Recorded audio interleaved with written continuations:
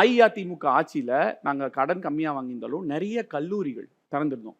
இவங்க ஆட்சியில கல்லூரிகள்லாம் அவ்வளோலாம் திறக்கவே கிடையாது இப்போ வரைக்கும். மருத்துவக் கல்லூரியும் சரி ஒண்ணு கூட திறக்கல. நாங்க 11 மருத்துவக் கல்லூரி திறந்திருந்தோம். இன்னொன்னு இவங்க சொல்ற முதலாளி மோடி தான் விளையாண்டுருக்காரு. யாருங்க முதலாளி? எங்களுக்கு முதலாளி நீங்க எங்க உங்க முதலமைச்சர் எங்க போய் நுனி சீட்ல உட்கார்ந்து அவரை பாக்குறாரு? யாரு முதலாளி கிடையாதுங்க. அப்போ நான் இருங்க ஒரு நிமிஷங்க, யாருங்க முதலாளி நான் கேக்குறேன். அப்ப சரி நான் கேக்குறேன், இதுக்கெல்லாம் அவரை பதில் சொல்லுங்க. உங்க கட்சியோட முதலமைச்சரோட மனைவி போய் எதுக்குங்க ஒரு பாஜக தலைவரோட கால் விழுகுறாங்க? வீடியோ இருக்குங்க. யாருங்க முதலாளி? உங்களுக்கு முதலாளி எங்களுக்கு முதலாளி? இல்ல எங்க போறீங்க? நீங்க என்ன கேக்குறீங்க? ஆரோக்கியமா தர்க்கம் பண்ணுவார் நினைச்சேன். முதலாளிங்கிற வார்த்தையை அவர் பயன்படுத்துறீங்க சொன்னீங்களா? முதலாளி யாருக்கு? யாரு முதலாளி?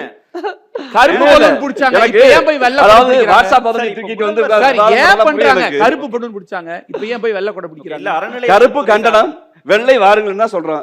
ஏன் அப்படி பண்றீங்க? ஏன் இப்படி பண்றேன்னா எங்களுக்கு நிதி கொடுக்கல கூடுன்னு போராடுறோம். குடுத்துட்டு வந்தா வாங்கன்னு வரவேற்கிறோம். சிம்பிள். அப்ப குடுத்துட்டாங்க, நீங்க வரவேற்கிறீங்க. அப்படி குடுத்துட்டாங்கல்ல, கேட்ட ஒரு இடத்துல வந்தா கொடுத்த அவ்வளவுதான். அப்ப ஒரு தடவை கொடை பிடிச்சீங்க. இல்ல நான் கேக்குற சாமி, எங்க சாமி நான் கேக்குற சாமி. அதாவதுங்க படியில இருக்க சாமி கேளுங்க. நிதியை கொடுக்க சொல்லுங்க அவ்வளவுதான். முதலாளிங்கிற வார்த்தை தவறு, அவர் எடுக்கணும். முதலாளிங்கிற வார்த்தை தவறுங்க. முதலாளிங்கிற வார்த்தை தவறு, பயன்படுத்த கூடாது. செஞ்சிருங்க. நம்ம கேட்பது அது மரியாதைக்கு எதிர்க்கட்சி தலைவர் அவர்கள் இல்ல, அவர் அப்படி மீன் பண்ணலங்க. அவர் சதி கோயில பார்த்தாவே எரியுதுங்கிற அந்த கருத்து தான் இன்னைக்கு தமிழ்நாடு முழுக்க பத்தி எரியுது. காரணம் அவர் வார்த்தைகள்ல இருக்கு. ஏன்னா அவர் நோக்கம் வந்து ஏழைபாளைகள் படிக்க கூடாது. ஏழைபாளைகளுக்கு ஏன் கல்லூரி கட்டுறீங்க? யாரோட நோக்கம் ஏழைபாளைகள் படிக்க கூடாது? எடப்பாடி பழனிசாமி அவர்கள் நோக்கம் அதுதான். மக்களே நீங்களே கேட்டுக்கோங்க.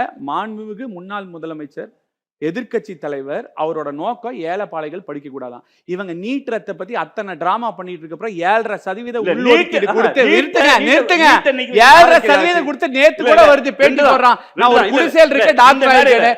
ஏழை எளிய மக்கள் படிச்சிருக்காங்க. நண்பர் இருங்க நண்பர், நீங்க நாக்கு இருக்குங்கிறதுக்காக என்ன வேணா பேசக்கூடாது. ஏழை எளிய மக்கள் படிக்க கூடாதாமா அப்படின்னு எடப்பாடி நினைக்கிறாராம்.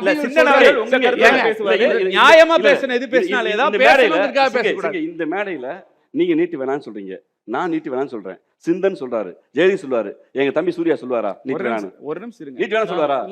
இல்ல நான் அத சொல்லல. நான் என்ன சொல்றேன் முதல்ல, நீங்க இது சொல்லுங்க. கூட்டணி வைப்பீங்களா? நீட் ஏங்க முதல் கை முட்டை வச்சாரல, உதயநிதி முட்டை காமிச்சாரு. முதல் கையிலேயே மாத்திரம் எங்களுக்கு ரகசியம் தெரியும். வெக்க மான சூடு மாத்த வேண்டியது மோடி. எங்க போச்சு துணை முதல்வருக்கு? வெக்க மான சூடு மாத்த மாட்டாரா? அத ஒட்டுமொத்தமா ரகசியம் தெரியும். இவங்களோட கூட்டணியில் இருக்க நளினி சிதம்பரம் போய் மேல அப்பீல் பண்ணலனா நீட்டே நடந்திருக்காது.